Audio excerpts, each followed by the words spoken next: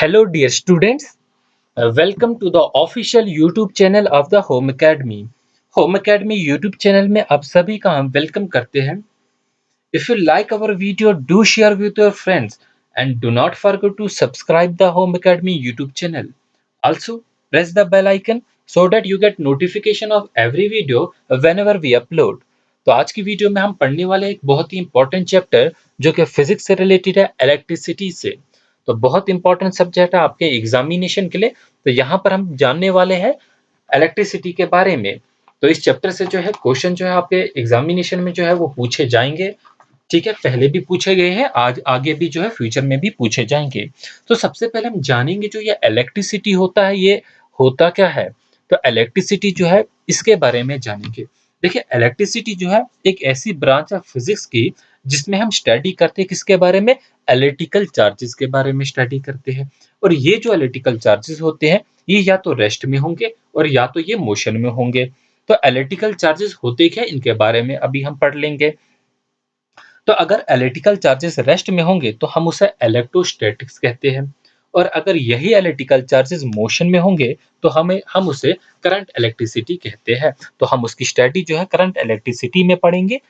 तो यहाँ पर हम जानेंगे पहले जो है वो कुछ बेसिक कंसेप्ट, फिर हम अपने लेक्चर को आगे चलाएंगे. कुछ ऐसी बेसिक जो है वो चीज़ों के बारे में हम जानने वाले हैं. देखिए, आप जानते हैं आपने एटम के बारे में पढ़ा होगा. ठीक है, अपनी केमिस्ट्री में भी पढ़ लिया होगा एटम. तो आपका जो एटम होता है उसके अंदर हमारे पास क्या क्या होते हैं, इलेक्ट्रॉन होते हैं, प्रोटॉन्स होते हैं, न्यूट्रॉन्स होते हैं. ठीक है, और यही जो होते हैं हमारे पास जो है इलेक्ट्रॉन्स जो होते हैं ये काज ऑफ द मोशन भी होते हैं इन केस ऑफ कंडक्टर. ठीक है, इन केस ऑफ कंडक्टर जो होते हैं काज ऑफ द मोशंस भी होते हैं, motion of the electrons. Vacuum tubes में भी जो है करंट जो है इन्हीं की वजह से चलती है. तो हमारा जो एटम होता है इसका जो न्यूक्लियस होता है ना, ये अंदर वाला पार्ट, इसके अंदर प्रोटॉन्स होते हैं और इसके अंदर न्यूट्रॉन्स होते हैं. ठीक है, और जो प्रोटॉन होते हैं ये पॉजिटिव चार्ज होते हैं, न्यूट्रॉन जो होते हैं वो न्यूट्रल होते हैं. और ये जो बाहर वाला पार्ट होता है ऑर्बिट, जो बाहर आउटर शेल होता है, इसमें इलेक्ट्रॉन्स होते हैं. इसमें क्या चीज होती है, इलेक्ट्रॉन्स होते हैं. तो हम इसी के रिलेटेड एक कंसेप्ट पहले पढ़ेंगे फिर स्क्रीन पे वापस आएंगे. सबसे पहले जो चार्ज होता है इसके बारे में हमने जानना है. देखिए, प्रोटॉन एंड इलेक्ट्रॉन जो होते हैं ये पोजेस करते हैं सेम चार्ज. जो हमारे प्रोटॉन्स होते हैं, हमारे इलेक्ट्रॉन्स होते हैं, इनका जो चार्ज होता है वो सेम होता है. सेम मतलब इनकी जो न्यूमेरिकल वैल्यू होती है चार्ज की वो सेम होती है. लेकिन इनमें क्या चीज डिफरेंट होती है वो ये है कि प्रोटॉन का जो चार्ज होता है वो पॉजिटिव चार्ज होता है और जो इलेक्ट्रॉन का चार्ज होता है वो नेगेटिव चार्ज होता है. ये समझ लेना. अब जो न्यूट्रॉन जो होते हैं वो कोई भी चार्ज पोजेस नहीं करते, इसलिए हम न्यूट्रॉन को जो है वो न्यूट्रल मानते हैं. क्या मानते हैं हम, न्यूट्रॉन को जो है वो न्यूट्रल मानते हैं. अब हम देखेंगे वो चार्ज जो होता है वो कितना चार्ज होता है. चार्ज का जो यूनिट होता है वो कूलम होता है. प्रोटॉन हमारे पास है, यहाँ हमारे पास न्यूट्रॉन है और हमारे पास इलेक्ट्रॉन है. प्रोटॉन का जो चार्ज होता है 1.602 इंटू 10⁻⁻19 कूलम.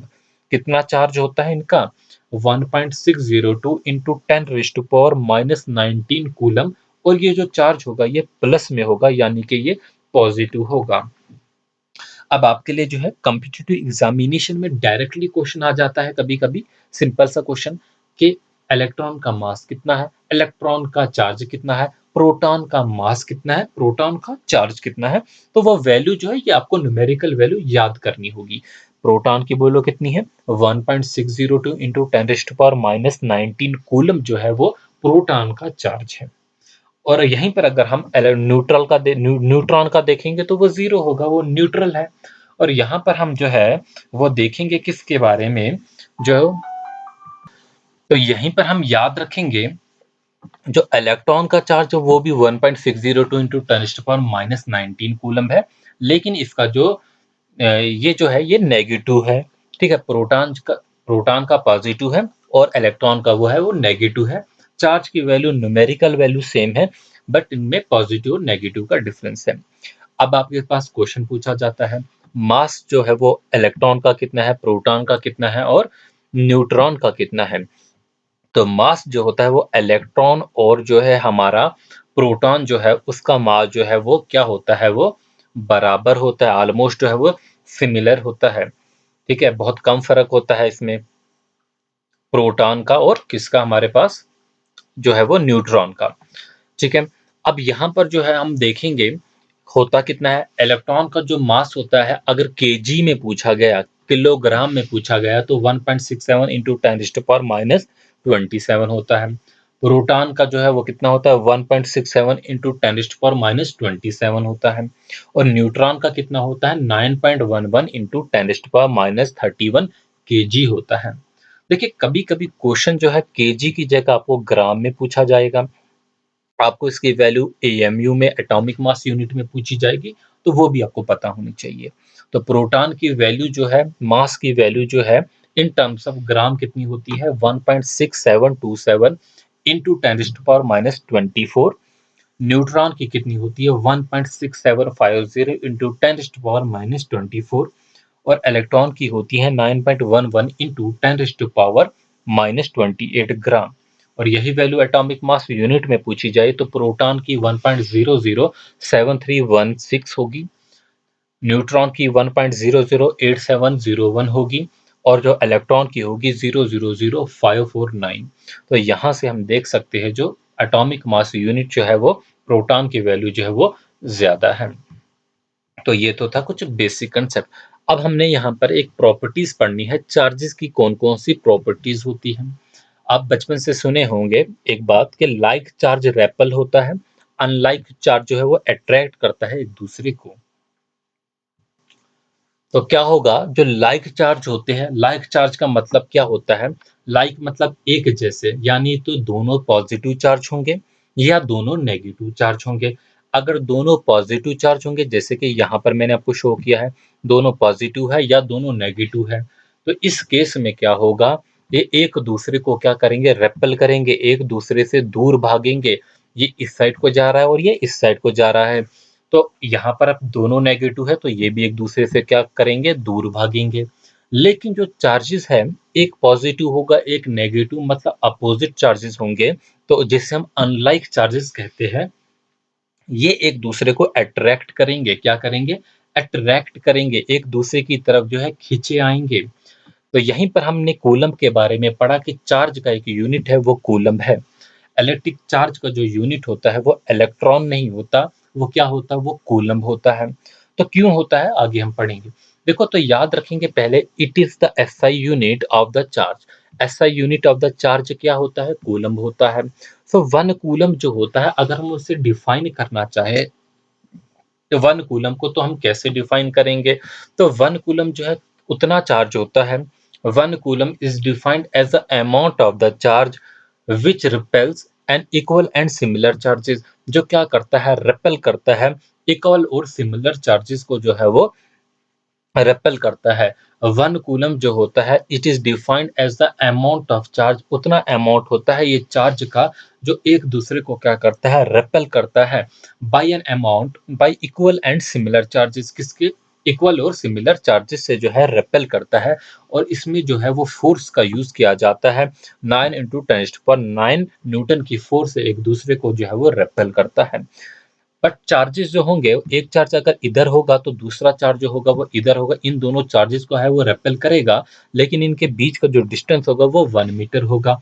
और इनको वो किस फोर्स से वो रेपेल करेगा, 9 × 10⁹ न्यूटन की फोर्स से जो है वो रेपेल करेगा। उसी को हम कहते हैं वन कूलम चार्ज। हम जानते हैं जो चार्ज होता है एक इलेक्ट्रॉन के बीच में, एक इलेक्ट्रॉन का जो चार्ज होता है वो कितना होता है, -1/6 × 10⁻19 कूलम्ब चार्ज होता है। तो ये कूलम्ब है, ठीक है, याद रखेंगे कूलम्ब होता है जो इसका यूनिट, ऐसा यूनिट चार्ज का। अब हमने यही देखना, ये जो कूलम्ब है इसकी वैल्यू कितनी है। अगर आपको पूछा जाए आपके एग्जामिनेशन में एक कूलम्ब की वैल्यू कितनी होती है, तो हमने जो चार्ज का यूनिट लिया एक इलेक्ट्रॉन का, the charge of one electron, हम जानते हैं जो एक इलेक्ट्रॉन का जो चार्ज होता है वो तो बहुत कम होता है, इसकी वजह से जो हम इसका प्रैक्टिकल यूनिट लेते हैं वो कूलम्ब लेते हैं फॉर मेजरिंग द चार्ज। तो एक कूलम्ब की जो वैल्यू होती है वो कितनी होती है, 6.28 इंटू 10⁻18 इलेक्ट्रॉन्स। जो कुल मिलाकर जो है वो इतनी बड़ी वैल्यू आती, इतने ज्यादा इसके अंदर इलेक्ट्रॉन होते हैं कूलम्ब चार्ज में। अब चार्ज की जो है एक दूसरी प्रॉपर्टी है, वो ये है कि चार्ज जो होता है वो क्वांटाइज्ड होता है। तो क्वांटाइजेशन ऑफ द चार्ज जो है वो चार्ज की जो है वो सेकंड प्रॉपर्टी है। क्या मीनिंग होता है इसका? क्वांटाइजेशन ऑफ द चार्ज का जो है वो मीनिंग क्या होता है वो हमने यहाँ पर समझना है कि क्वांटाइजेशन क्या होता है। तो हमारे पास एक फार्मूला होता है Q is equal to n e. ये आप फार्मूला देख सकते हैं। ये Q जो होती है उसकी वैल्यू क्या होती है? Is equal to n e. तो ये हमारे पास एक फार्मूला है क्वांटाइजेशन ऑफ द चार्ज, और इससे रिलेटेड आपके न्यूमेरिकल भी आ सकते हैं, और सीधा सीधा ये फार्मूला जो है आपके एग्जाम में पूछा जा सकता है। तो quantization of the electric charge means, इसका क्या मीनिंग होता है वो ये है that the total charge of the body is always an integral multiple of a basic quantum of the charge। कि जो टोटल चार्ज होता है किसी भी बॉडी का वो किसके बराबर होता है? इंटीग्रल मल्टीपल होता है basic quantum of the charge के। तो quantization of the charge Q is equal to n e, और जो n की वैल्यू होगी वो इंटीग्रल मल्टीपल होगा। ठीक है, तो क्या मीनिंग होता है इसका? मतलब n की वैल्यू जो है वो फ्रैक्शंस में नहीं होगी, 0.4, 0.5, 0.6 करके नहीं होगी। उसकी वैल्यू या तो 0 होगी, या तो 1 होगी, या तो 2 होगी, या तो 3 होगी। इस तरीके से जो है वो वैल्यू होगी। क्योंकि चार्ज जो होता है, क्या आधा चार्ज जो ट्रांसफर होगा? नहीं होगा। तो चार्ज जो है वो 1 होगा, या तो 2 होगा, या तो 3 होगा, का पूरा चार्ज होगा। ठीक है, तो ये हमने जो है बेसिक जो है वो कंसेप्ट समझ लिए। अब हम आते हैं अपने मेन टॉपिक पे। यहाँ से हम स्टार्ट करते हैं आपका इलेक्ट्रिसिटी का चैप्टर। और यहाँ पर मैं पहले ही बता दूं कि इलेक्ट्रिसिटी को पढ़ने के हमारे पास दो तरीके हैं। एक, हम इलेक्ट्रिसिटी को पढ़ते हैं स्टैटिक इलेक्ट्रिसिटी में, और दूसरा हम पढ़ते हैं करंट इलेक्ट्रिसिटी में। स्टैटिक इलेक्ट्रिसिटी में क्या पढ़ते हैं हम? स्टैटिक इलेक्ट्रिसिटी जो डील करती है विद द इलेक्ट्रिक चार्जेस, और वो चार्जेस जो होते हैं वो रेस्ट में होते हैं। तो स्टैटिक इलेक्ट्रिसिटी डील करती है इलेक्ट्रिक चार्ज से जब इलेक्ट्रिक चार्ज जो होते हैं वो रेस्ट में होते हैं। और करंट इलेक्ट्रिसिटी डील करती है इलेक्ट्रिक चार्जेस इन मोशन। ठीक है, तो याद रखेंगे, स्टैटिक का मतलब इलेक्ट्रिक चार्ज जो होगा वो रेस्ट में होगा, करंट का मतलब इलेक्ट्रिक चार्जेस जो होंगे वो मोशन में होंगे। ठीक है, अब जो हमारे पास टर्म्स आती है, कंडक्टर क्या होता है, इंसुलेटर क्या होता है, ये वाली टर्म्स के बारे में पढ़ेंगे। तो कंडक्टर क्या होता है? एक ऐसा सबस्टेंस होता है which allow the passage of the electric charge through it easily is called a conductor. हमने इलेक्ट्रिक चार्ज के बारे में पढ़ा। तो इलेक्ट्रिक चार्ज को जो भी सबस्टेंस जो है अपने से पास होने दे, ऐसा substance which allows the passage of electric charge, उस इलेक्ट्रिक चार्ज को अपने अंदर से आसानी से पास होने दे, उसी को हम कहते हैं क्या? कंडक्टर। ठीक है, तो कंडक्टर क्या होते हैं? ऐसे सबस्टेंस होते हैं which allows the passage of electric charge through it is called the conductor. और इसी कंडक्टर में जो है करंट चलती है। और करंट किस वजह से चलती है? कंडक्टर में मोशन ऑफ द इलेक्ट्रॉन्स की वजह से करंट चलती है। इन इलेक्ट्रॉन्स की जो है मोशन होगी तो करंट चलेगी। हमारे पास वैक्यूम ट्यूब होती है, वहां पर भी मोशन ऑफ द इलेक्ट्रॉन्स से जो है करंट चलती है। इस पॉइंट को याद रखेंगे। फिर हमारे पास अगर हम सेमीकंडक्टर की बात करेंगे, वहां पर होल्स का कंसेप्ट आता है, इलेक्ट्रॉन्स का कंसेप्ट आता है। होल्स और इलेक्ट्रॉन की वजह से जो है वो करंट चलती है। आपने इलेक्ट्रोलाइट्स पढ़े होंगे। इलेक्ट्रोलाइट्स में किससे करंट चलती है? Motion of the positive and negative ions से करंट चलती है। फिर आपने डिस्चार्ज ट्यूब के बारे में पढ़ा होगा, तो उसमें भी मोशन जो होती है पॉजिटिव और नेगेटिव आयंस की होती है। बट अभी जो हम पढ़ रहे हैं वो कंडक्टर है। तो कंडक्टर में मोशन ऑफ द इलेक्ट्रॉन्स की वजह से जो है करंट चलती है। अब यहाँ पर याद रखेंगे, कंडक्टर में करंट चलती है तो यहाँ पर जो रेजिस्टेंस होगा वो बहुत ही कम ऑफर करता होगा conductor. So a conductor offer very low resistance. जब रेजिस्टेंस लो होगा तो फ्लो ऑफ द करंट जो है वो हाई होगा। याद रखेंगे, conductor offer very low resistance to the flow of the current. Conductor की वैल्यू हमारे पास कुछ एग्जांपल्स है वो याद होनी चाहिए आपको। पहली एग्जांपल कंडक्टर की जो है वो कॉपर है, फिर हमारे पास सिल्वर है, फिर हमारे पास एल्युमिनियम है। कुछ ये एग्जांपल्स है हमारे पास, कॉपर है, एल्युमिनियम है, स्टील है हमारे पास। और यहाँ पर आप देख सकते हैं कुछ एग्जांपल, कोई भी मेटल होगा वो कंडक्टर होता है। तो आपके पास ये भी पूछा जा सकता है question, which of the following is the best conductor of the electricity. दिए गए कुछ ऑप्शन होंगे और आपको ये देखना होगा कौन सा जो है वो बेस्ट कंडक्टर ऑफ इलेक्ट्रिसिटी है। एक बहुत ही इंपॉर्टेंट क्वेश्चन जो है वो मल्टीपल चॉइस क्वेश्चन जो है वो आपके एग्जामिनेशन के लिए है। अब हम पढ़ने वाले हैं इंसुलेटर के बारे में। इंसुलेटर क्या होता है? So a substance that has infinitely high resistance, एक ऐसा सबस्टेंस जिसका रेजिस्टेंस जो होता है बहुत ही हाई होता है, that does not allow the electric current to flow through it, उसे हम इंसुलेटर कहते हैं। तो क्या होता है इंसुलेटर? वो मटेरियल होता है जैसा कि हमारे पास प्लास्टिक है, रबड़ है, गिलास है, क्लॉथ है, वुड है, वो सबस्टेंस जिससे करंट नहीं पास होती, इलेक्ट्रिक चार्ज नहीं पास होता, इलेक्ट्रिक करंट को जो है पास होने नहीं देता, उसे हम इंसुलेटर कहते हैं। और इसकी एग्जांपल जो होगी रबड़, गिलास, प्लास्टिक, ये इसकी एग्जांपल्स हैं। तो इंसुलेटर में अगर करंट पास नहीं होता तो इसका रेजिस्टेंस हाई होगा या लो? तो रेजिस्टेंस जो है वो हाई होगा। हाई रेजिस्टेंस का मतलब करंट पास नहीं हो सकती। ठीक है, अगला कंसेप्ट देखेंगे आप, इलेक्ट्रिक करंट क्या होता है। अभी तक जो चीजें हमने पढ़ी, ठीक है, उनके बाद हमें इलेक्ट्रिक करंट के बारे में पढ़ना है। So the flow of the electric charge, हमने देखा इलेक्ट्रिक चार्ज जो है वो फ्लो करता है किसी भी कंडक्टर से। तो फ्लो जो होता है ये इलेक्ट्रिक चार्ज का, उसी को हम कहते हैं इलेक्ट्रिक करंट। क्या कहते हैं? इलेक्ट्रिक करंट कहते हैं। तो इलेक्ट्रिक करंट क्या होता है? Flow of the electric charge electric current कहलाता है। तो हम इसे डिफाइन कैसे करते हैं? अगर आपके पास डेफिनेशन पूछी गई, it is defined as the rate of the flow of the electric charge. वो रेट, कौन सा rate? Flow of the electric charge का rate through any section of a conductor. So it is defined as the rate of the flow of the electric charge through any section of a conductor। उसे हम क्या कहते हैं? Electric current कहते हैं। So electric current क्या होता है? It is defined as the rate of the flow of the electric charge through any section of a conductor। वो हमारा क्या कहलाता है? इलेक्ट्रिक करंट कहलाता है। तो इलेक्ट्रिक करंट की डेफिनेशन क्या होगी? Net charge divided by time. Net charge जो होगा, टोटल चार्ज जो होगा, डिवाइडेड बाई टाइम, किस टाइम में वो चार्ज जो है वो फ्लो किया, वो हमारा इलेक्ट्रिक करंट कहलाता है। अगर आपके पास पूछा जाए इलेक्ट्रिक करंट क्या है, स्केलर क्वांटिटी है या वेक्टर क्वांटिटी है, मैंने आपको मोशन का चैप्टर पढ़ाया है और उसमें मैंने अच्छे से जो है स्केलर और वेक्टर को जो है वो डिफाइन किया है। सो इलेक्ट्रिक करंट क्या होता है? इलेक्ट्रिक करंट जो है वो एक स्केलर क्वांटिटी है। याद रखेंगे, इलेक्ट्रिक करंट जो है वो क्या है? एक स्केलर क्वांटिटी है। अब यूनिट क्या होता है? आपके एग्जामिनेशन में जो है वो यूनिट पूछे जाते हैं। तो हमने पहले चार्ज का यूनिट पढ़ा, वो कूलम्ब था। अब इलेक्ट्रिक करंट का यूनिट पढ़ेंगे तो वो क्या होगा? एम्पियर होगा।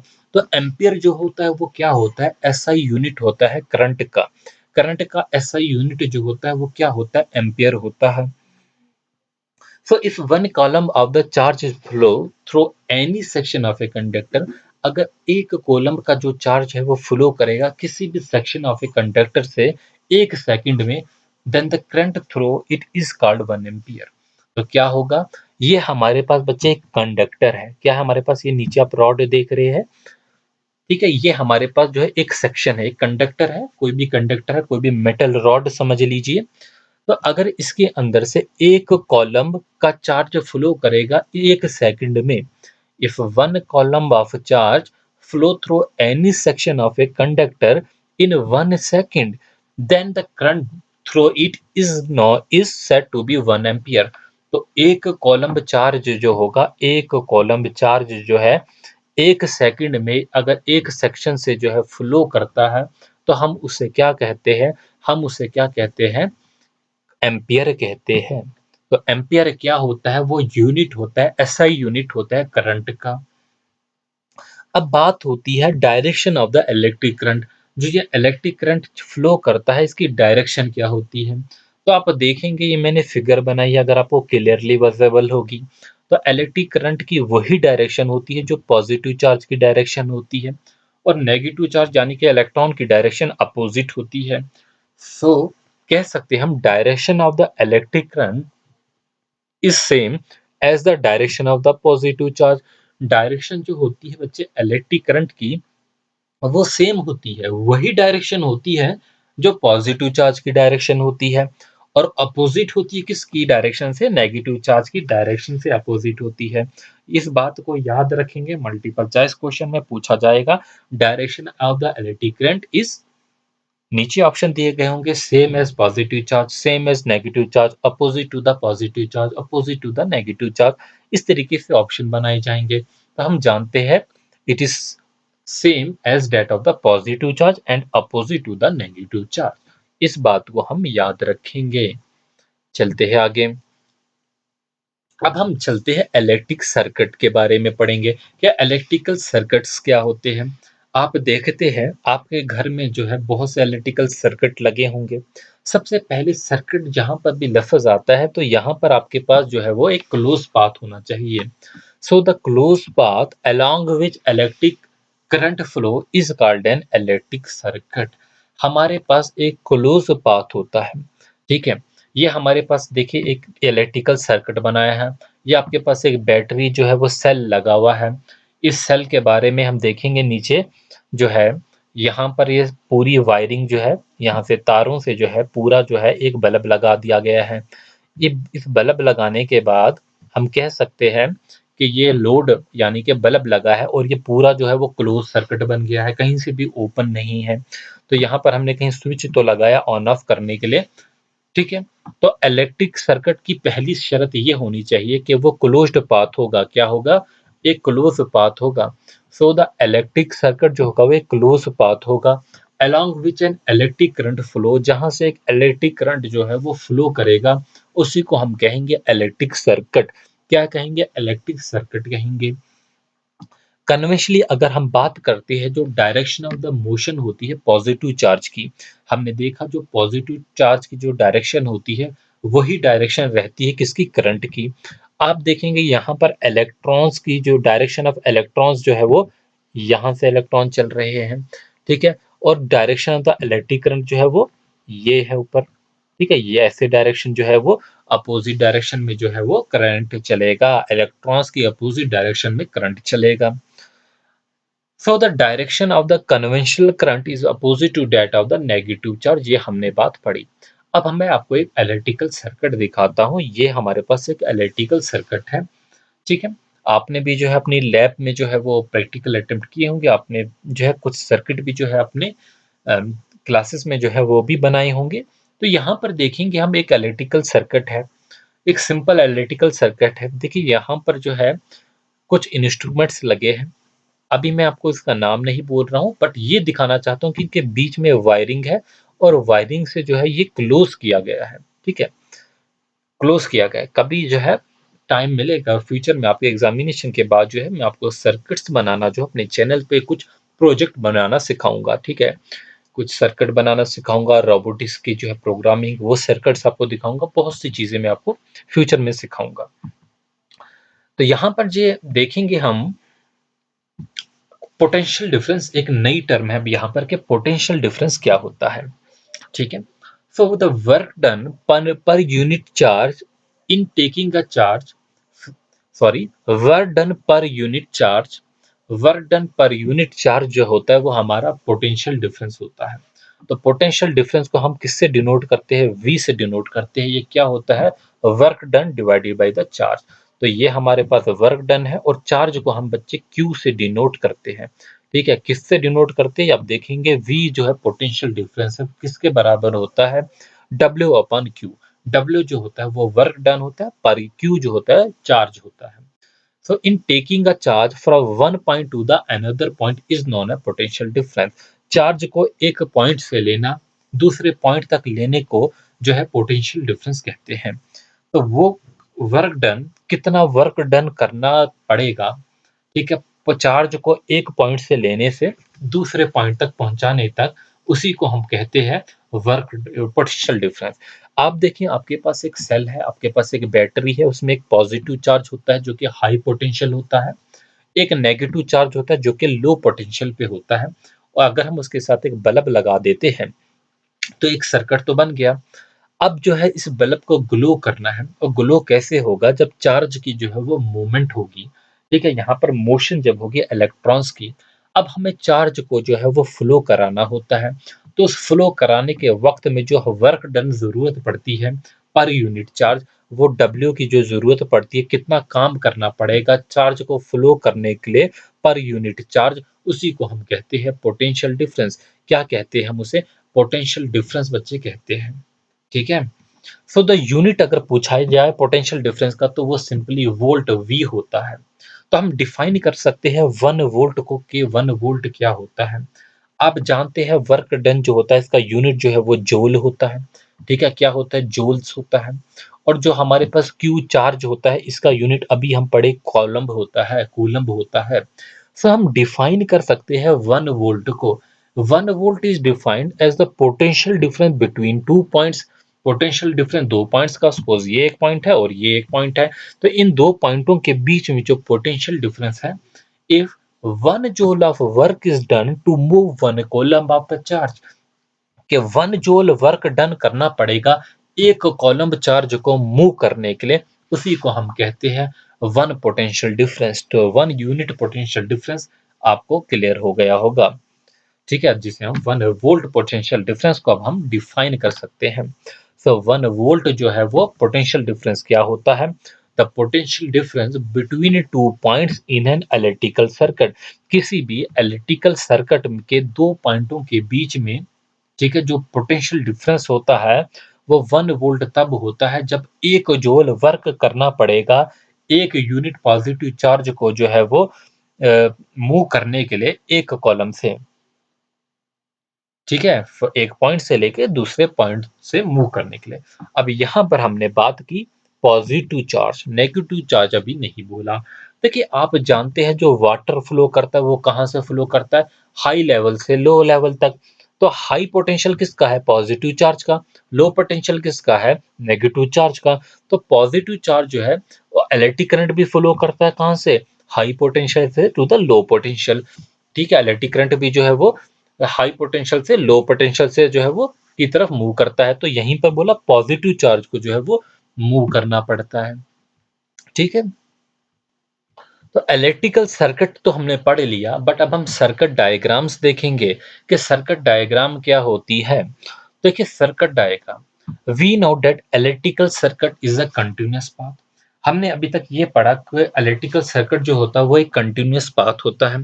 कंटिन्यूअस पाथ का मतलब क्या है? कि वो एक क्लोज पाथ होता है। उस क्लोज पाथ को हम वायरिंग से जो है क्लोज कर लेते हैं, जैसे कि यहाँ पर वायरिंग लगी है। ठीक है, कहीं से भी है ओपन नहीं है।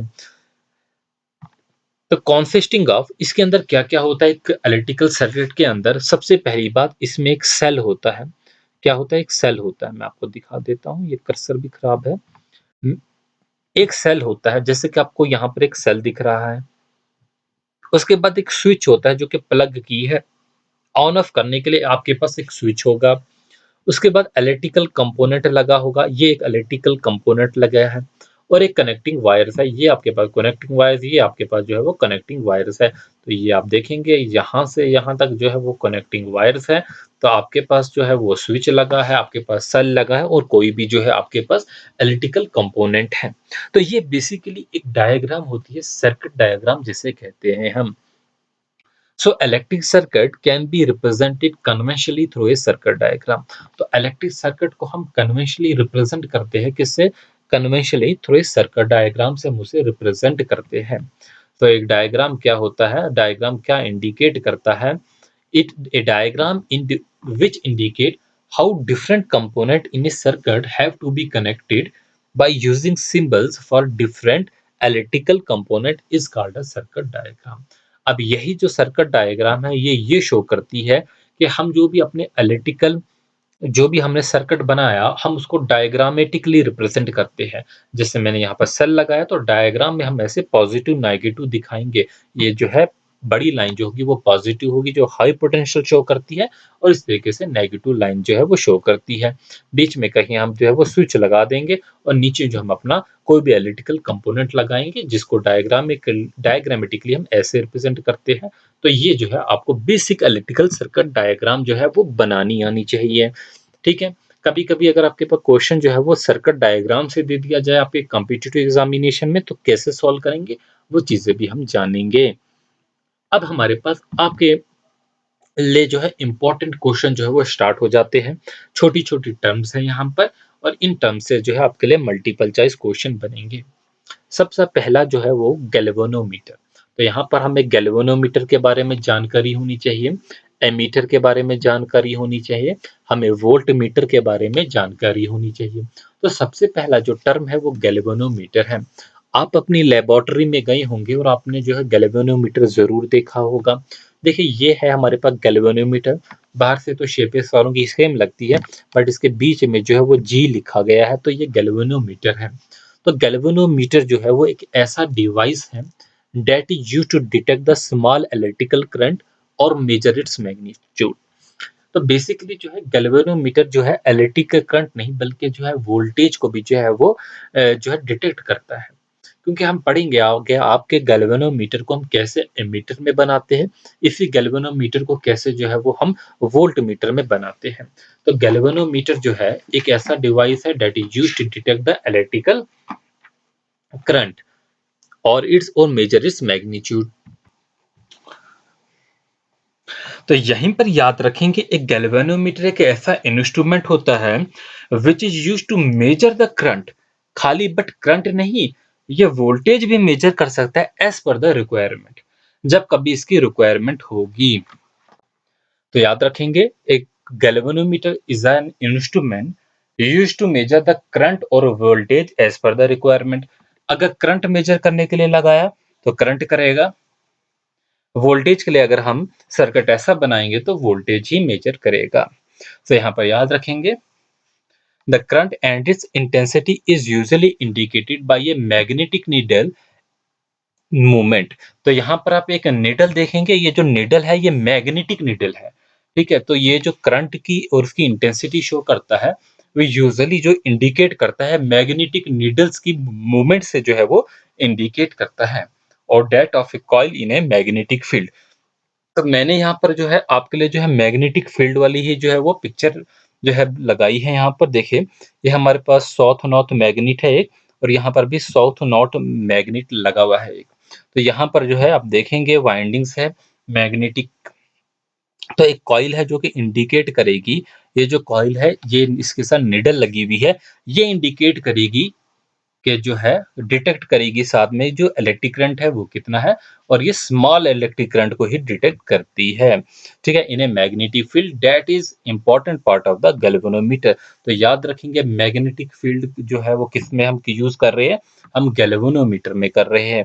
आगे हम पढ़ेंगे मीटर में, अगर आपके पास क्वेश्चन आएगा मैग्नेटिक फील्ड का हम यूज कर रहे हैं किसमें, गैल्वेनोमीटर मीटर वोल्ट मीटर, तो करेक्ट ऑप्शन गैल्वेनोमीटर होगा। So galvanometer it is a device to detect the current in a electricity। सिर्फ डिटेक्ट करने का जो है ये काम करता है स्मॉल करंट को या वोल्टेज को। और जो हमारा एमीटर होगा एक और इंस्ट्रूमेंट होता है, ठीक है, वो भी जो है लो रेजिस्टेंस गैल्वेनोमीटर ही होता है। So ammeter it is a low resistance galvanometer used to measure the strength of current in an electrical circuit. आगे हम पढ़ेंगे। अब ये हमारे पास एमीटर आ गया, तो एमीटर की आप डायग्राम भी देखेंगे।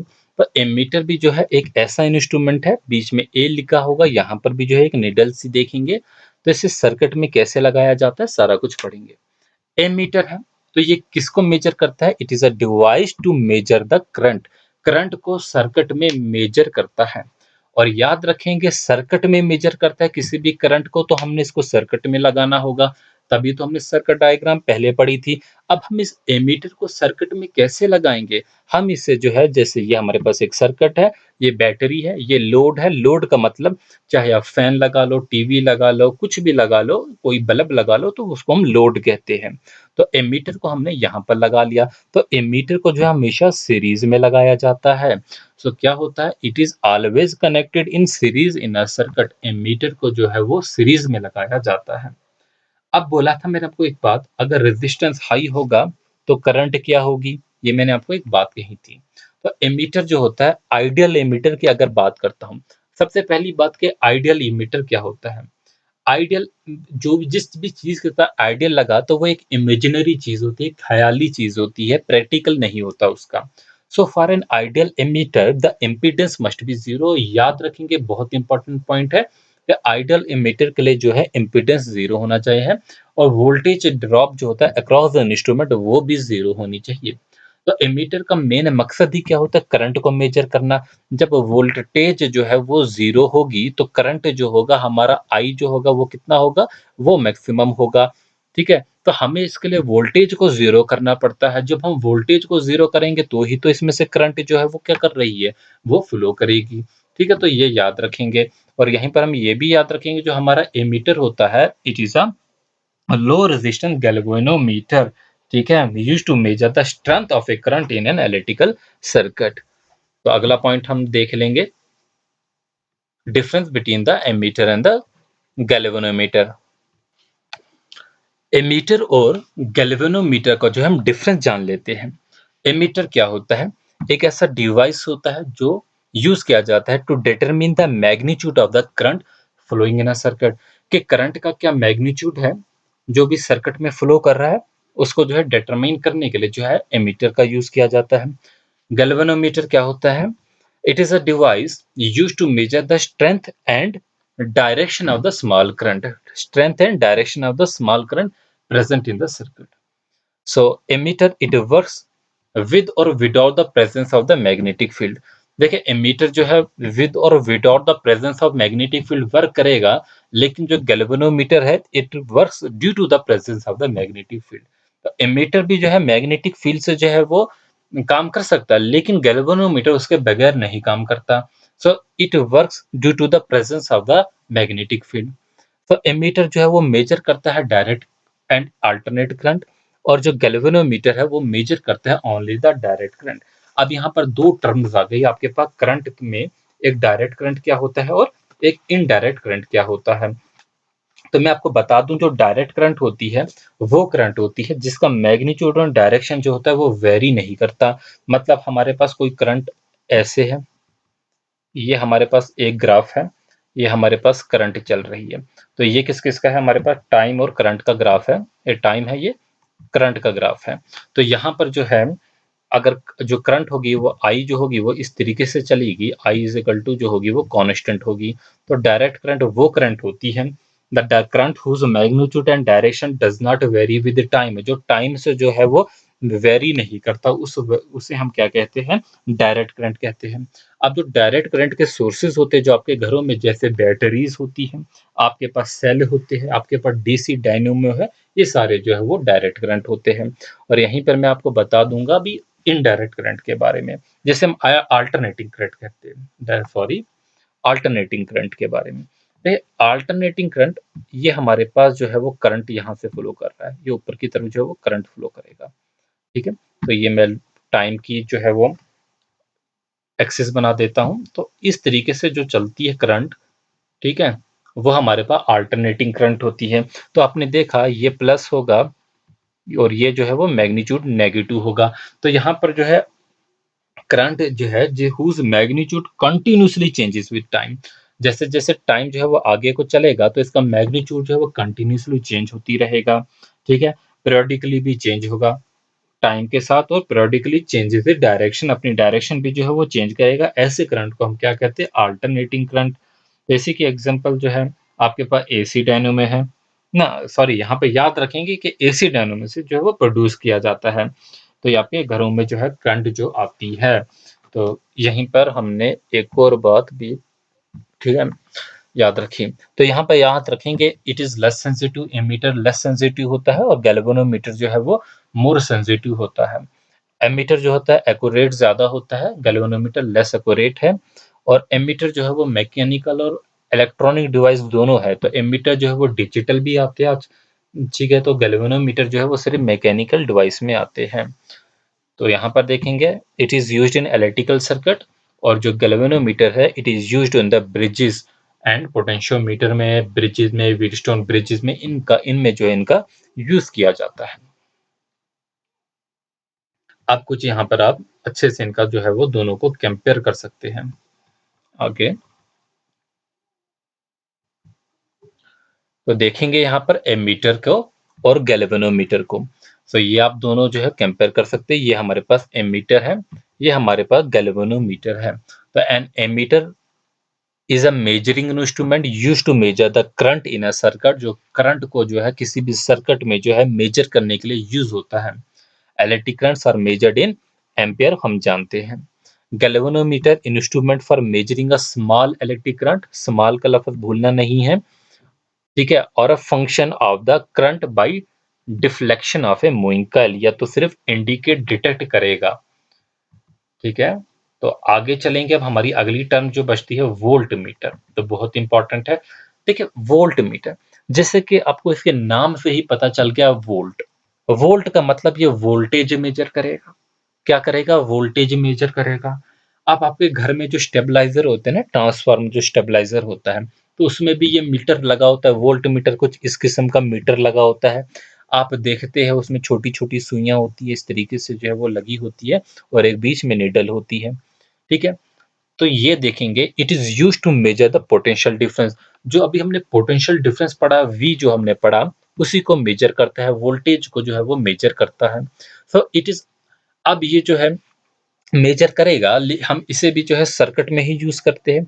और सर्किट में हम किसे कैसे यूज करते हैं, जैसे आपने ये देखा, ये हमारे पास एक बैटरी है, ये हमारे पास लोड है, हम ये हमारे पास, सॉरी क्या हो गया, तो ये हमारे पास जो है वो बैटरी है। बैटरी के बाद जो है ये वोल्ट मीटर हमने जो है पैरेलल में लगाया, यहाँ पर लोड लगाया। जो हमारा जो एमीटर था वो तो हमने इस जगह लगाया था, लेकिन जो है वोल्ट मीटर को हमें पैरेलल में लगाना पड़ता है। अगर हम इसे यहाँ पर लगाएंगे तो पूरा का पूरा सर्किट जो हमारा जो है वो जल जाएगा, ठीक है। तो वोल्ट मीटर के नाम से ही पता चलता है कि ये वोल्टेज को मेजर करने के लिए जो है वो यूज होता है, ये हमने पढ़ा। अब देखिए, वोल्टेज को मेजर करना मतलब जो करंट होगी, इसमें हमें वोल्टेज हाई करनी पड़ेगी। जब वोल्टेज हाई होगी तो करंट जो है वो ज़ीरो करनी पड़ेगी। क्या करनी पड़ेगी? करंट जो है कम करनी पड़ेगी, ज़ीरो करनी पड़ेगी। तो ये भी एक बात याद रखेंगे। तो इसका जो इंटरनल रेजिस्टेंस होगा वोल्ट मीटर का, वो हाई रखना पड़ेगा। जब रेजिस्टेंस हाई होगा, ठीक है, तो वोल्टेज भी जो है वो ज़्यादा होगी, करंट जो है वो कम होगी। तो वोल्टेज को हमने हाई करने के लिए, हाई होगी वोल्टेज तो ही वोल्ट मीटर वोल्टेज मेजर करेगा। अगर हम करंट ही ज़्यादा कर देंगे, वोल्टेज कम करेंगे, तो वो कैसे मेजर कर सकेगा? ठीक है, इस बात को आपको थोड़ा-सा सोचना है। सो हम कह सकते हैं volt meter it tells nothing about the current in the circuit. Current की तो बात ही नहीं करता है ये, क्योंकि करंट को तो हमने जीरो कर दिया। तो ये किसकी बात करता है? ये सिर्फ वोल्टेज की बात करता है। और हम यहीं पर हम जानेंगे एक और पॉइंट, जो हमने कहा था गैल्वेनोमीटर को भी जो है हम वोल्ट मीटर बना सकते हैं। तो याद रखेंगे, it is high resistance, volt meter को लिए याद रखेंगे, it is a high resistance galvanometer. तो वोल्ट मीटर को ही कहा जाता है हाई रेजिस्टेंस गैल्वेनोमीटर, जो कि आपके एग्जामिनेशन के लिए जो है इंपॉर्टेंट रहेगा, which is use to measure the potential difference, ठीक है। और वोल्ट मीटर को हम किस में कनेक्ट करते हैं? हमेशा पैरेलल में कनेक्ट करते हैं, उसका रेजिस्टेंस जो है वो हाई रखना पड़ता है। और आइडियल वोल्ट मीटर की बात करूंगा तो उसका जो रेजिस्टेंस होगा वो इनफाइनाइट होगा, बहुत ज्यादा जो है वो रखना पड़ेगा। आइडियल, हमने एमीटर में पढ़ा था, जो था वो जीरो रखना पड़ता था रेजिस्टेंस, तो यहाँ पर जो है वो हाई रखना पड़ेगा, ठीक है। तो ये जो था वो बेसिकली जो हमारा था वो बेसिक हमारे पास जो है इंस्ट्रूमेंट्स थे। अब हमने पढ़ना है ओहम्स लॉ के बारे में, ठीक है। ओहम्स लॉ एक बेसिक लॉ है, और इससे रिलेटेड आपको मल्टीपल चॉइस क्वेश्चन नहीं बल्कि आपके न्यूमेरिकल छोटे-छोटे जो है वो पूछे जाएंगे। तो हम न्यूमेरिकल्स की भी जो है प्रैक्टिस जो है वो करेंगे। तो ओहम्स लॉ क्या होता है? तो ओहम्स लॉ क्या कहता है? According to this law the current passing through a conductor is directly proportional to the potential difference. तो क्या कहता है? दिस लॉ स्टेट दैट, क्या कहता है, the current passing through a conductor, अगर जो भी करंट है जो कि पास हो रहा होता है किसी भी कंडक्टर से, जैसे कि ये कंडक्टर है और करंट जो है वो यहाँ से पास हो रहा है, वो डायरेक्टली प्रोपोर्शनल होता है टू द पोटेंशियल डिफरेंस। तो करंट जो है प्रोपोर्शनल किसके? आई के। आई जो है करंट वो किसके प्रोपोर्शनल है? पोटेंशियल डिफरेंस यानी कि V के अक्रॉस इस एंड। तो प्रोवाइडेड द फिजिकल कंडीशन, जो टेम्परेचर है, डेंसिटी है, वो चेंज नहीं होनी चाहिए, वो अनचेंज रहनी चाहिए। तो इसी प्रोपोर्शनलिटी के साइन को हटाकर हम जो है आर का यूज करेंगे, तो बीच में इक्वल टू आ जाएगा। इस बात को आप अच्छे से जानते होंगे कि जब भी हम प्रोपोर्शनलिटी का साइन हटाते हैं, उसकी जगह इक्वल टू लगाते हैं, तो एक कांस्टेंट लगाना पड़ता है। वो यहाँ पर जो कांस्टेंट है वो आर है, और इसी कांस्टेंट को हम क्या कहते हैं, रेजिस्टेंस कहते हैं। ठीक है। और एसआई यूनिट जो होती है वो रेजिस्टेंस की वो कितनी होती है, ओम होती है, जिसे ओ एच एम ओम कहते हैं। उसका जो साइन है वो आप देख सकते हैं। सो इन ऑल हम ये समझे, जो ओहम्स लॉ होता है वो क्या कहता है, the current passing through a conductor, जो करंट किसी भी कंडक्टर से जो है वो पास हो रही होती है, वो डायरेक्टली प्रोपोर्शनल होती है पोटेंशियल डिफरेंस को between its and, provided the physical condition, जैसे कि टेम्परेचर जो है फिजिकल कंडीशन है, डेंसिटी है, वो अनचेंज्ड रहनी चाहिए। जो कंडक्टर की जो फिजिकल कंडीशन है वो अनचेंज्ड रहनी चाहिए। तो यहाँ पर हमने जो है वो जाना ओम्स लॉ की स्टेटमेंट को, और इससे रिलेटेड जो है इसकी मैथमेटिकल जो है स्टेटमेंट भी देख ली। तो अब यहाँ पर देखेंगे इसका एसआई यूनिट क्या है, ओम है, वो भी पढ़ लिया। अब क्वेश्चन जो आता है, अच्छा एक और बात जो है वो ओम्स लॉ कहता है कंडक्टर के लिए, बट क्या यहाँ पर कोई एक्सेप्शन है? कुछ ऐसे कंडक्टर भी है जहां पर ओम्स लॉ जो है वो वैलिड नहीं है। बिल्कुल, यहाँ पर जो है वो ऐसे है, ओम्स लॉ जो है does not apply to conductor such as diode, ऐसे कंडक्टर जो कि डायोड है, रेडियो वाल्व है, मेटल रेक्टिफायर है, इलेक्ट्रिसिटी थ्रू द गैसेस है, तो ऐसी कंडीशन में जो ओम्स लॉ जो है वो वैलिड नहीं होता। और ये भी याद रखेंगे, ओम्स लॉ फिजिकल कंडीशन जो है उसमें कांस्टेंट रहनी चाहिए। ठीक है, ये जो है वो इंपॉर्टेंट है। चले, आपके लिए अभी उतना इंपॉर्टेंट नहीं है, बट आपके लिए जो इंपॉर्टेंट रहती है चीज वो ये है, factor on which the resistance of a conductor depend, ये जो रेजिस्टेंस है, ठीक है, इसके बारे में, factor on which the resistance जो है, किसी भी कंडक्टर का रेजिस्टेंस जो है वो किस पे डिपेंड करता है। सो हम देखेंगे पहला point, it is directly proportional to the length of the conductor. जो ये रेजिस्टेंस होता है ये क्या होता है, डायरेक्टली प्रोपोर्शनल होता है किसके, लेंथ ऑफ द कंडक्टर। तो याद रखेंगे जो रेजिस्टेंस होता है वो डायरेक्टली प्रोपोर्शनल होता है लेंथ ऑफ द कंडक्टर। अगर लेंथ जो है किसी भी कंडक्टर की जो है वो बड़ी है, तो उसका रेजिस्टेंस भी जो है वो ज्यादा होगा। इनवर्सली प्रोपोर्शनल होता है area of the cross section, area बड़ा होगा, रेजिस्टेंस जो है वो कम होगा। Directly proportional to the temperature, temperature ज्यादा होगा, रेजिस्टेंस भी ज्यादा होगा। And depends upon the nature of the material, और नेचर ऑफ द मटेरियल पे भी डिपेंड करता है। तो ये 4 पॉइंट जो है वो बहुत इंपॉर्टेंट है। इन्हीं पॉइंटों को हम एक्सप्लेन अब करने की कोशिश करेंगे। पहले हम रेजिस्टेंस पे आ जाते हैं।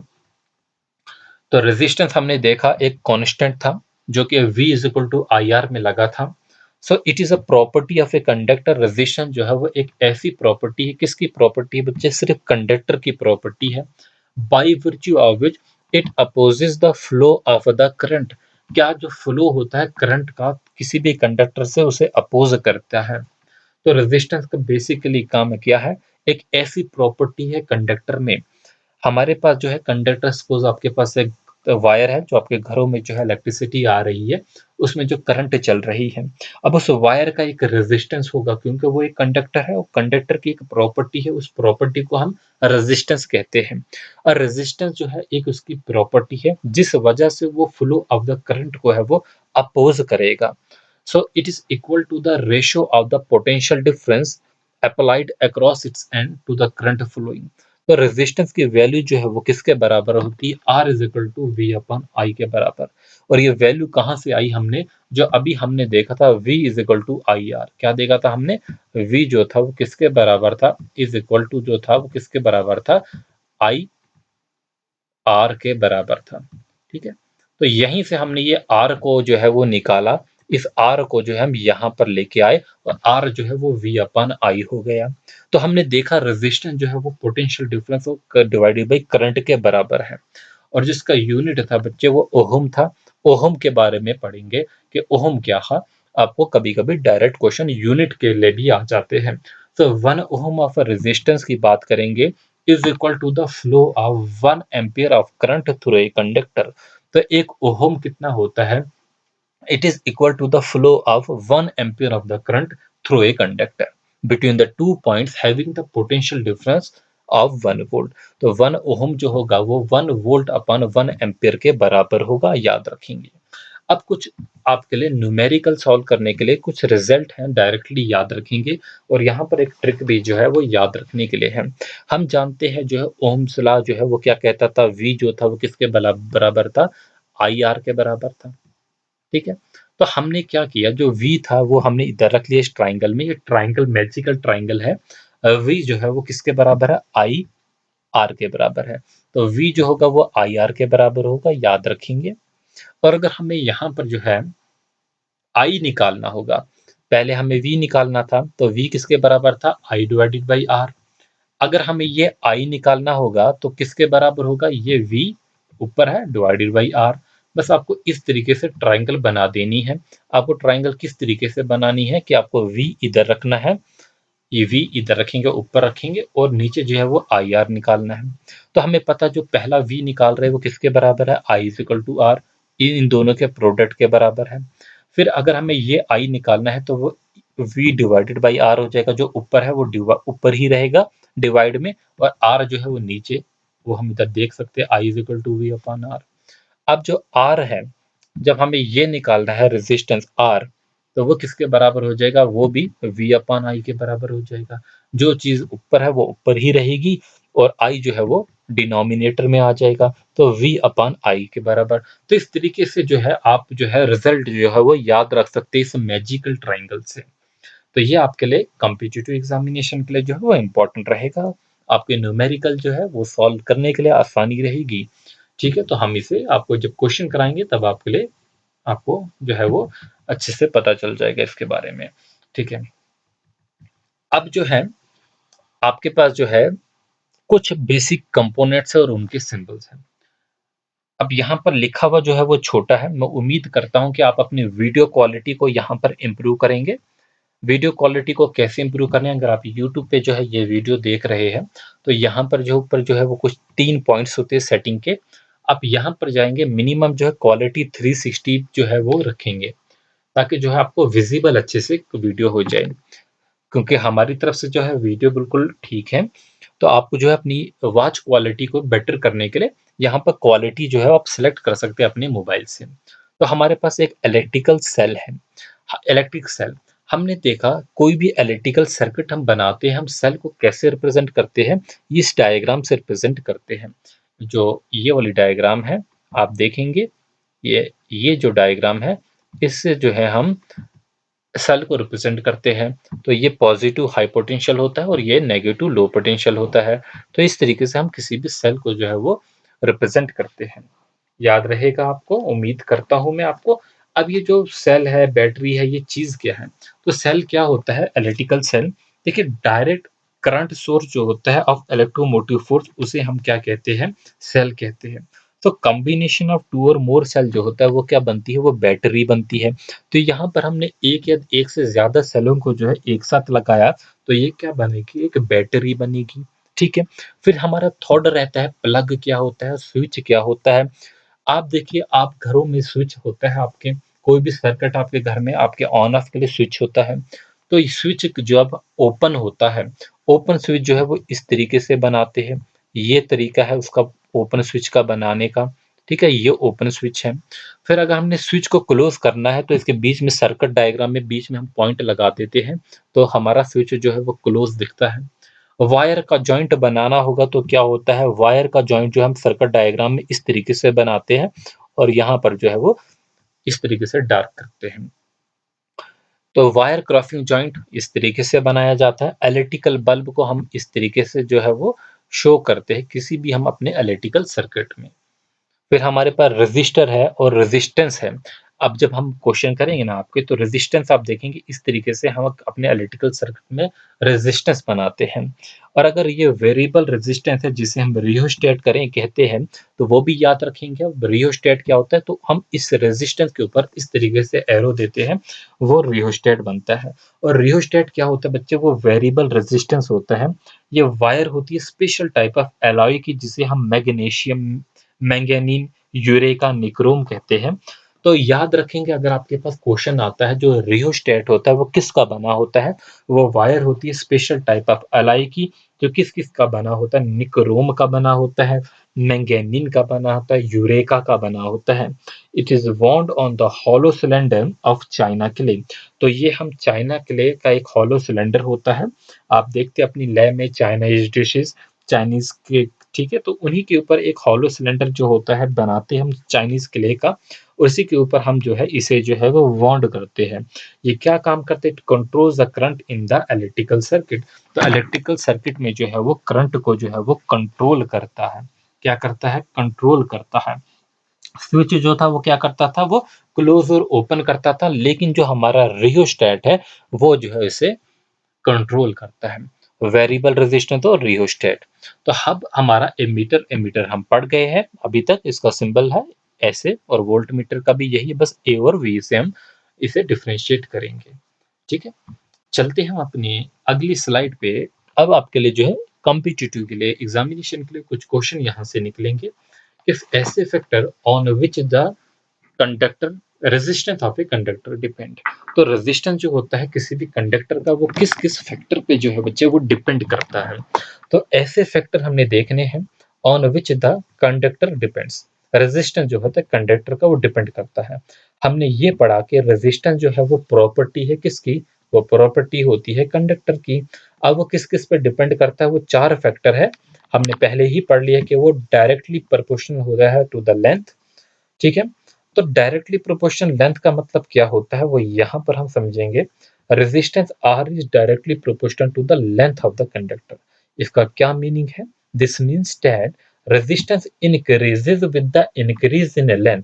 अगर वायर जो है आपके पास 1 मीटर है और अब हम वायर को 2 मीटर करेंगे, मतलब जो वायर की जो लेंथ है बच्चे वो इंक्रीज हो गई है, तो इसका मतलब जो रेजिस्टेंस है वो भी इंक्रीज हो जाएगा। तो जो रेजिस्टेंस है वो इंक्रीज होता है with the increase in the length of the conductor. Conductor की लेंथ के साथ जो है वो इंक्रीज होगा। So this is the cause that long electric wire create more resistance. तो लॉन्ग जो इलेक्ट्रिक वायर होती है वो ज्यादा रेजिस्टेंस जो है वो क्रिएट करती है टू द इलेक्ट्रिक करंट। यही वजह है कि जो लॉन्ग इलेक्ट्रिक वायर्स होती है वो ज्यादा रेजिस्टेंस जो है वो क्रिएट करती है इलेक्ट्रिक करंट को, मतलब करंट को जो है वो फ्लो ऑफ द करंट को जो है वो अपोज करती है। ठीक है, तो ये पहली इक्वेशन है आर प्रोपोर्शनल टू एल, याद रखेंगे। अब सेकंड जो है बात याद रखेंगे, inversely proportional on it's area of the cross section. हमने देखा जो है करंट जो है रेजिस्टेंस जो है वो इनवर्सली प्रोपोर्शनल होता है area of the cross section पे। तो इसी को हम थोड़ा सा समझेंगे क्या मीनिंग है इसका। सो रेजिस्टेंस आर जो होता है is inversely proportional to the area of the cross section of the conductor। जो रेजिस्टेंस R होता है वो क्या होता है, इनवर्सली प्रोपोर्शनल होता है to the area of the cross section के, जो है वो इनवर्सली प्रोपोर्शनल जो है वो होता है रेजिस्टेंस R। ठीक है, इसको याद रखेंगे। सो दिस मीन्स, इसका क्या मीनिंग है कि जो R जो होगा वो आर जो होगा, रेजिस्टेंस जो होगा वो डिक्रीज होगा with the increase in the area of the conductor. जैसे किसी भी आप कंडक्टर का, किसी भी वायर का एरिया जो है वो इंक्रीज करेंगे तो उसका जो रेजिस्टेंस होगा वो क्या हो जाएगा, वो डिक्रीज हो जाएगा। क्या हो जाएगा, डिक्रीज हो जाएगा। अगर एरिया कम कर देंगे तो, एरिया कम करेंगे तो इंक्रीज हो जाएगा। तो ये इनवर्सली प्रोपोर्शनल है, मतलब एक चीज को इंक्रीज करेंगे तो दूसरी चीज जो है वो डिक्रीज हो जाएगी। ठीक है, तो इस बात को जो है वो आप याद रखेंगे, तो इससे क्वेश्चन भी पूछे जाएंगे। तो हमने क्या समझा, more the area of the conductor.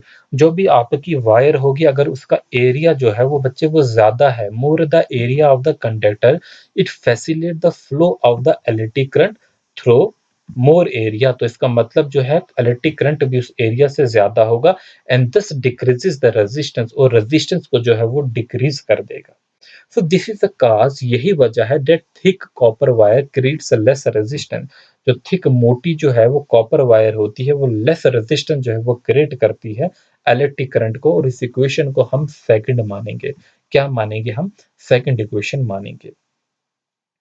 अब तीसरा हमारे पास बच्चे फैक्टर था, वो क्या फैक्टर था, on the nature of the material. ठीक है, तो नेचर ऑफ मटेरियल पे जो है कंडक्टर डिपेंड करता है। नेचर ऑफ द मटेरियल पे जो है वो हमारा डिपेंड करता है। अब मटेरियल क्या होगा? जो भी हमारे पास कंडक्टर जो है वो किस मटेरियल का बना है? तो wire used in the electrical circuit is made up of different material and different materials have different value of the resistivity. जो भी हमारे पास मटेरियल है यूज कर रहे हैं हम इलेक्ट्रिकल वायर्स बनाने का, वो डिफरेंट डिफरेंट मटेरियल है और डिफरेंट मटेरियल्स की वजह से उनकी रेजिस्टिविटी भी डिफरेंट है। तो रेजिस्टिविटी क्या होता है? It is a property of the material. ठीक है, तो रेजिस्टिविटी को पहले हम जो है वो जान लेते हैं। ठीक है, अभी पढ़ेंगे उसके बारे में।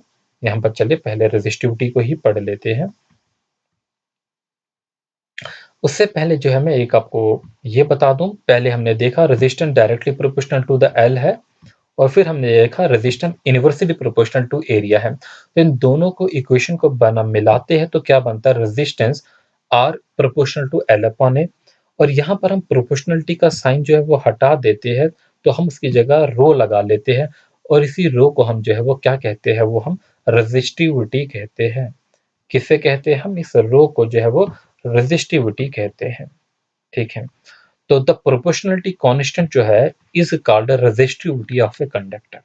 तो रेजिस्टिविटी क्या है? It is defined as the resistance offered by a cube of a material of side 1 metre when the current flows perpendicular to its opposite face. तो इसी को जो हम रेजिस्टिविटी कहते हैं कि ऐसा रेजिस्टेंस ऑफर किया जाता है बाय किसी भी क्यूबिक मटेरियल से जिसकी साइड जो है 1 मीटर है, जब हम करंट जो है उससे फ्लो कराते हैं perpendicular to its opposite face, तो उसे जो है हम क्या कहते हैं? जो भी रेजिस्टेंस ऑफर करेगा वो रेजिस्टिविटी कहलाती है। और अगर ऐसा यूनिट पूछा जाए रेजिस्टिविटी का, वो क्या होगा? ओहम मीटर होगा। ठीक है, क्या होगा? ओहम मीटर होगा, याद रखेंगे।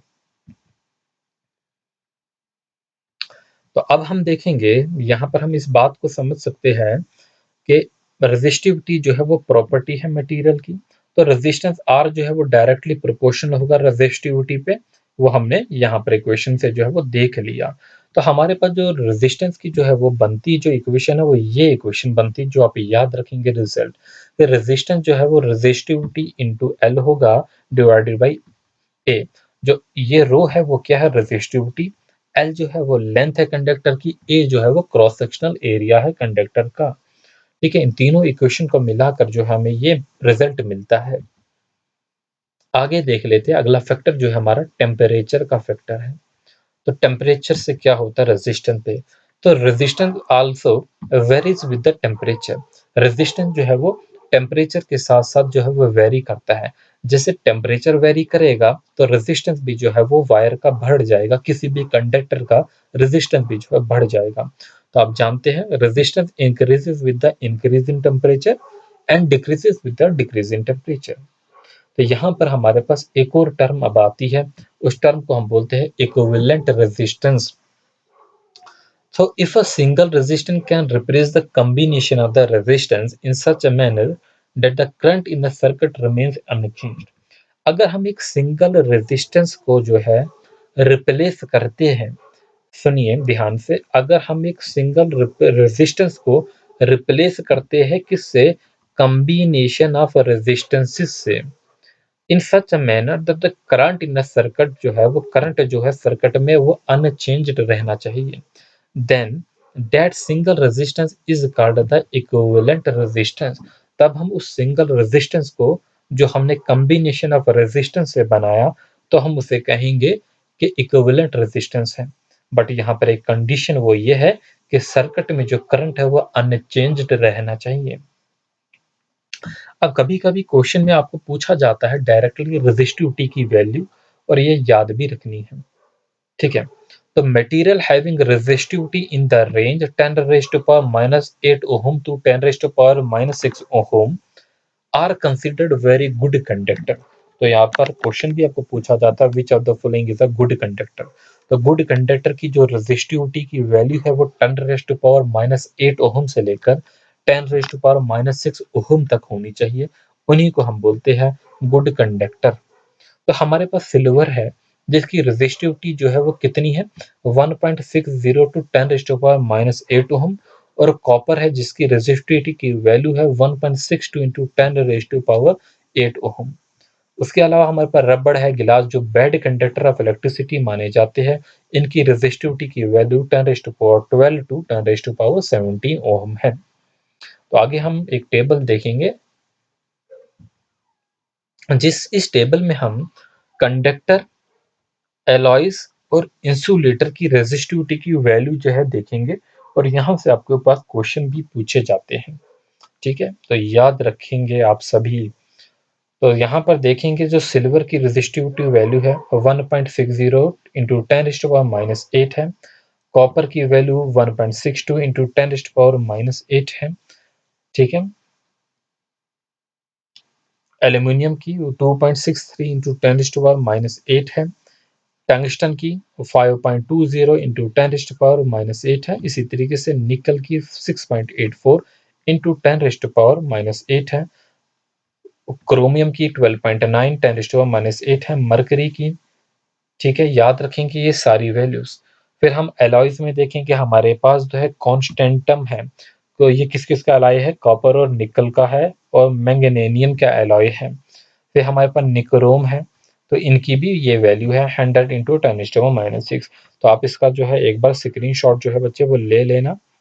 तो इंसुलेटर है, इंसुलेटर में हमारे पास ग्लास है, हार्ड रबड़ है, पेपर है, डायमंड है, तो इनकी भी रेजिस्टिविटी वैल्यू जो है वो आप याद रखेंगे। तो इंसुलेटर उतना इंपॉर्टेंट नहीं, बट जो कंडक्टर है इनमें से आपको रेजिस्टिविटी वैल्यू याद होनी चाहिए, ताकि आप ये कह सके कौन जो है वो best conductor of the electricity है। अब जो है resistance of a system of resistor, बहुत से रेजिस्टर्स जो है उन्हें हम एक साथ जो है वो कंबाइन करते हैं और सिंगल रेजिस्टेंस बनाते हैं। तो वही हम पढ़ने वाले हैं। रेजिस्टेंस जो है, हमने आपको कहा उनकी डायग्राम इस तरीके से दिखाई जाती है। तो वो ज्वाइन किए जाते हैं दो वेव्स में, या तो सीरीज में या तो वो पैरेलल में। तो पहले हम सीरीज में देखेंगे। हमने सीरीज में देखा, ये हमारे पास जो है एमीटर लगा है, ए से निशान है। ये हमारे पास बैटरी लगी है क्योंकि कॉम्बिनेशन ऑफ द सेल्स है। ये हमारे पास की है। ठीक है, तो यहाँ से करंट आ रही है, करंट की डायरेक्शन ये है, करंट जा रही है यहाँ से एमीटर में जाती है, एमीटर करंट मेजर करता है, और इन रेजिस्टेंसों के थ्रू जो है यहाँ पर करंट जाती है, यहाँ पर आपका वोल्टेज है। तो रेजिस्टेंस R1 लगा है, R2 लगा है, R3 लगा है, मतलब 3 रेजिस्टर लगे हैं। तो यहीं पर हम पढ़ेंगे। तो current throw each resistance is same, जो कि मैंने आपको पहले ही बोला था कि करंट जो है वो तीनों में, यहाँ से जो आ रही है करंट वो तीनों में से गुजर रही है, तो करंट तो वो सेम करंट जा रही है तीनों में। But the total voltage across the combination जो होगी वो क्या होगी, सम ऑफ ऑल द वोल्टेज। जो ये V टोटल होगा वो क्या होगा, वो V1 V2 V3 के बराबर होगा। ठीक है, याद रखेंगे। करंट जो है वो इन तीनों में जो है वो सेम करंट है। वोल्टेज जो है, टोटल जो वोल्टेज जो ये V वोल्टेज है, ये क्या है, V1 V2 V3 के बराबर है। तो voltage drop across any resistor is proportional to the resistance. तो वोल्टेज 1 क्या होगी, हमें पता है ओम्स लॉ क्या कहता है, V is equal to IR। तो वोल्टेज 1 जो है V1 कहेंगे, IR1 होगी, V2 IR2 होगी, V3 जो है वो IR3, ये 3 होगा यहाँ पर। ठीक है, ये V3 होगा।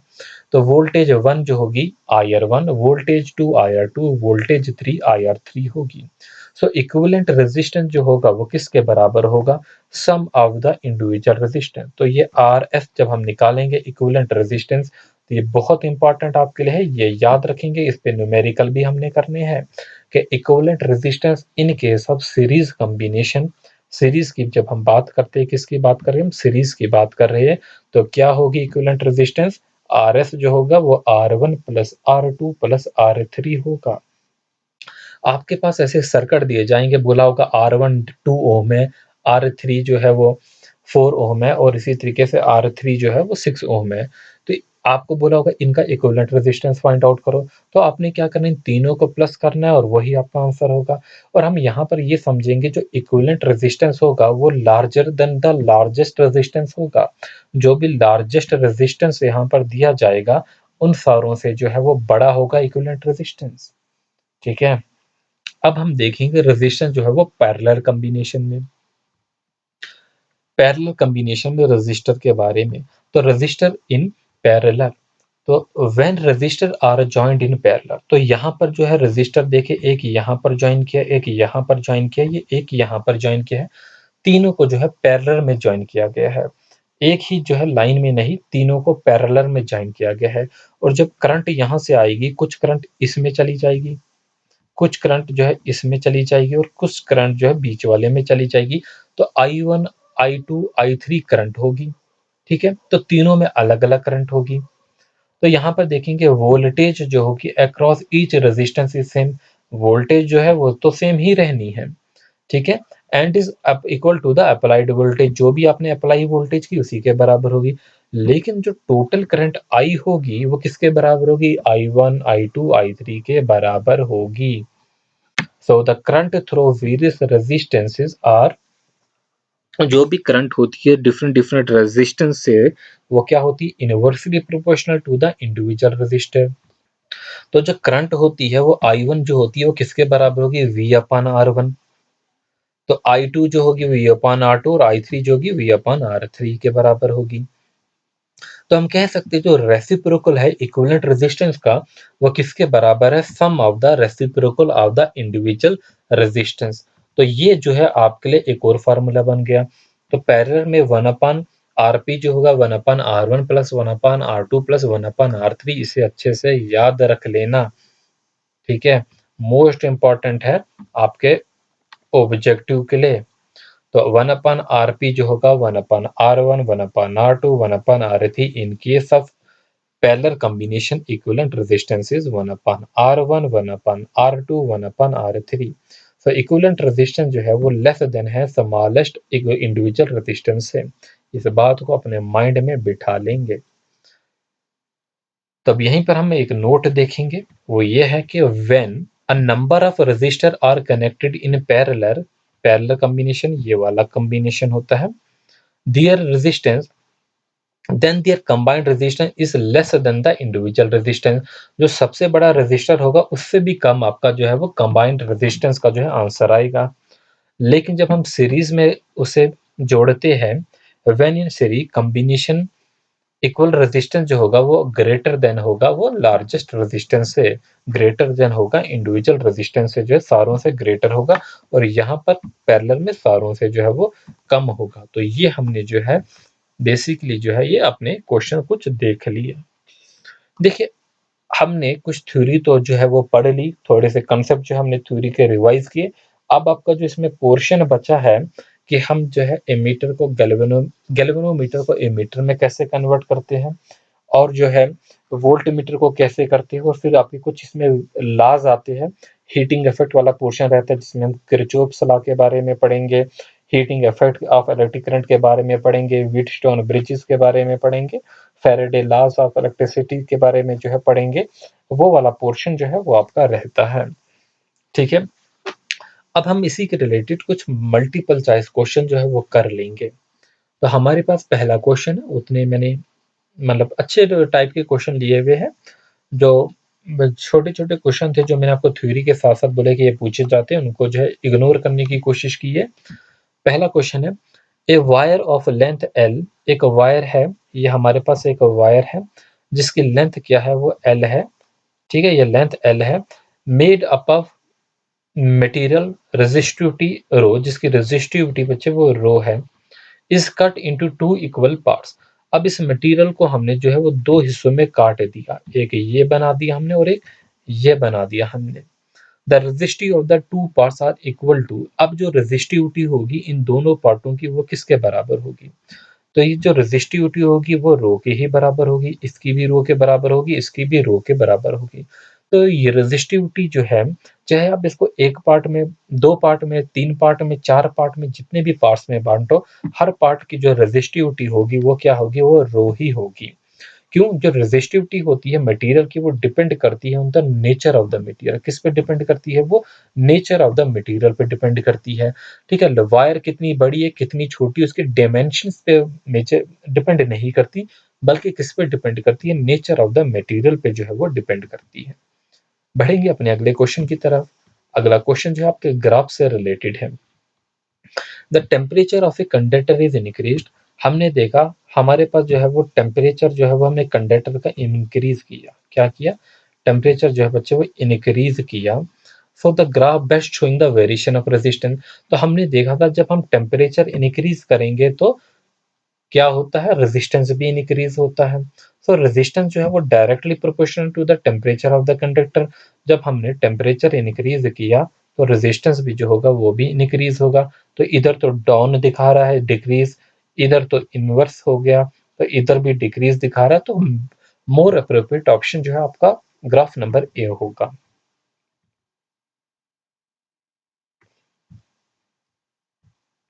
क्वेश्चन नंबर 3 है the resistance whose V I graph is given below. तो यहाँ पर जो है वी आई ग्राफ दिया गया है। तो आई जो है एक्स एक्सिस जो है वो आई है, सॉरी एक्स एक्सिस जो है वो आई है मतलब करंट है, और ये जो है वोल्टेज है। तो हमारे पास वोल्टेज जो है और जो है वो करंट का ग्राफ दिया गया है। तो वी आई ग्राफ जो है वो क्या होता है? रेजिस्टेंस होता है। हम जानते हैं वोल्टेज जो होती है वो क्या होती है? ओम्स लॉ के मुताबिक आर और आई के बराबर होती है। ये क्या हमारे पास? ओम्स लॉ है। ठीक है, तो ओम्स लॉ पे ही क्वेश्चन है। तो वोल्टेज जो की वैल्यू जो है वो 9 है, यहाँ से देखेंगे आप एक्सिस पे, और इसको देखेंगे तो 15 है।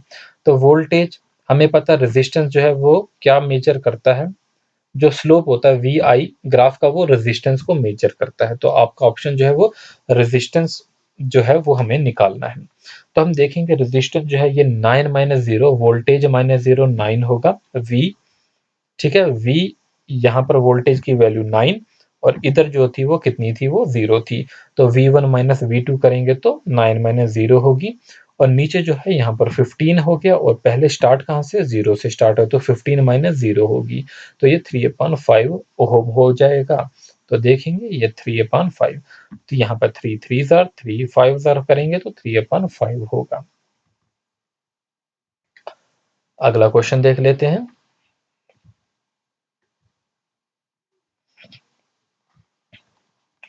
क्वेश्चन है to get 2 ohm resistance using only 6 resistors, the number of them required is। to get 2 ohm resistor, कितना रेजिस्टर चाहिए? 2 ओम का रेजिस्टर चाहिए, रेजिस्टेंस चाहिए, using the only 6 resistors, the number of them required is. तो number जो है वो कितना है? 3 होगा। देखिए 2 ओम का रेजिस्टेंस चाहिए यूजिंग ओनली 6 ओम रेजिस्टर। तो देखो 3 रेजिस्टर जो है और 2 ओम के जो है वो रिक्वायर्ड है हमें 6 ओम का, 6 ओम के लिए, क्योंकि जो रिजल्टेंट होगा वो क्या होगा? More than the individual, so they all must be connected in series. तो 2 ओम के जो है वो रेजिस्टर जो है वो कनेक्ट किए जाएंगे 3। तो इस तरीके से जो है 2 + 2 4, 4 + 2 6 हो जाएगा। ठीक है, तो हमें 3 रेजिस्टरों की जो है वो जरूरत होगी। Question number 5 two wires of same length, 2 wires हैं हमारे पास जिनकी लेंथ सेम है, एरिया सेम है, made up of 2 material of resistivity rho 1, लेकिन उनकी रेजिस्टिविटी अलग है। क्यों रेजिस्टिविटी अलग है? क्योंकि उनका जो नेचर ऑफ द मटेरियल है, मटेरियल ही अलग है, और उन्हें हम सीरीज में कनेक्ट कर रहे हैं टू ए सोर्स। ठीक है, जिनका पोटेंशियल डिफरेंस जो है V है। हमें पता है फॉर सेम लेंथ जो रो है, रेजिस्टेंस जो है प्रोपोर्शनल टू जो है वो क्या होगा? Area of the cross section, ये A होगा। ठीक है, ठीक है, for same length and area of the cross section, resistance जो है प्रोपोर्शनल टू जो है वो लेंथ के भी प्रोपोर्शनल होता है, इनवर्सली प्रोपोर्शनल जो है वो है। तो ये रो होगा। ठीक है, रो है। तो फॉर सीरीज कॉम्बिनेशन जो इक्विवेलेंट रेजिस्टेंस होता है दोनों को प्लस कर दिया जाता है, तो हमें दोनों वायर्स का रेजिस्टेंस जो है वो प्लस करना होगा। तो सीरीज में जो है रो 1 प्लस रो 2 होगा उनका इक्विवेलेंट। ठीक है, और अगर यही पैरेलल में होगा तो यहाँ पर हमें क्या करना पड़ेगा? 1/ρp निकालना पड़ेगा, और ये हमने पैरेलल वाला क्वेश्चन ले लिया। तो 2 वायर जो है, यहाँ पर 2 वायर है जिनकी सेम लेंथ है, सेम एरिया है, made up of 2 material of resistivity rho 1 है, रो 2 है जो रेजिस्टिविटी, और उन्हें जो हमने कनेक्ट किया है किसमें? पैरेलल में, to a source of potential. So the equivalent resistivity for the same length and area is, तो आंसर क्या होगा आपका? ऑप्शन नंबर बी होगा, क्योंकि यहाँ पे हमें इक्विवेलेंट निकालना है। और इक्विवेलेंट मैंने आपको बोला था 1 अपान क्या होता है? R1, 1 अपान R2, 1 अपान R3। तो यहाँ पर 1 अपान रो 1 होगा, 1 अपान रो 2 होगा। तो उसको हम करेंगे रो 1 रो 2 एलसीएम जो है इस जो कर्सर है ये बहुत खराब हो गया है। चलो आप जो है ऐसे ही पढ़ लीजिए। तो इक्विवेलेंट रेजिस्टेंस जो है वो पैरेलल कॉम्बिनेशन में 1 अपान आरपी जो है 1 अपान R1 प्लस 1 अपान R2 होगा। तो for the same length and area of the cross section, rho जो होगा वो प्रोपोर्शनल टू होगा वो किसके होगा? P K. तो 1 upon rho P is equal to 1 upon rho 2 is equal to rho 1 rho 2 divided by rho 1 rho 2। But यहाँ पर आपको जो है इनवर्स भी करना है। ये तो 1 अपान रो पी की वैल्यू निकल गई, आपको रो पी की वैल्यू चाहिए। तो रो पी की वैल्यू जो है आपको इसको इनवर्स कर कर जो है वो आएगी। यहाँ पर गलती नहीं करना, ठीक है, इधर आपको इनवर्स करना। तो रो 1 rho 2 divided by rho 1 plus रो 2। अगला क्वेश्चन देखेंगे। क्वेश्चन नंबर जो है बच्चे वो 7 होगा। अब आपके क्वेश्चन जो है आसान आसान है। The instrument used for measuring the electric current, हम जानते हैं एमीटर है। गैल्वेनोमीटर जो है स्मॉल करंट को डिटेक्ट करता है, और इवन जो है वो रिक्वायरमेंट पे जो है वोल्टेज को भी जो है डिटेक्ट करता है। So the rate of flow of an electric charge is known as, उसे हम इलेक्ट्रिक करंट कहते हैं। डेफिनेशन में हम पढ़ चुके हैं।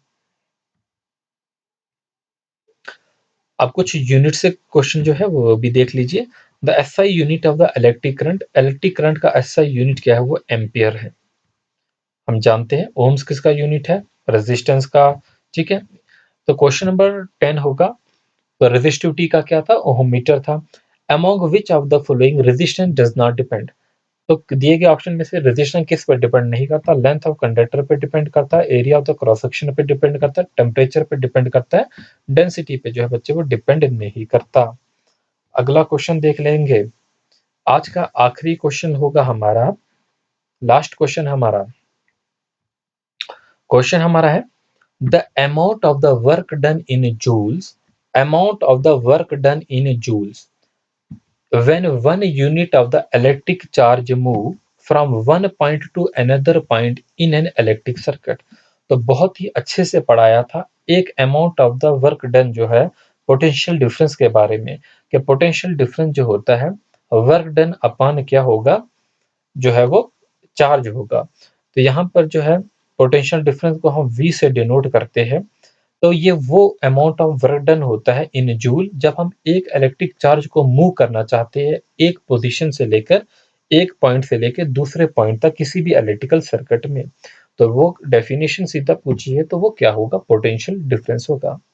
तो उम्मीद करता हूँ दोस्तों आपको ये वीडियो जो है वो पसंद आई होगी। If you like this video, do share with your friends and do not forget to subscribe the Home Academy YouTube channel को जो है वो सब्सक्राइब करना जो है वो आप ना भूलिए।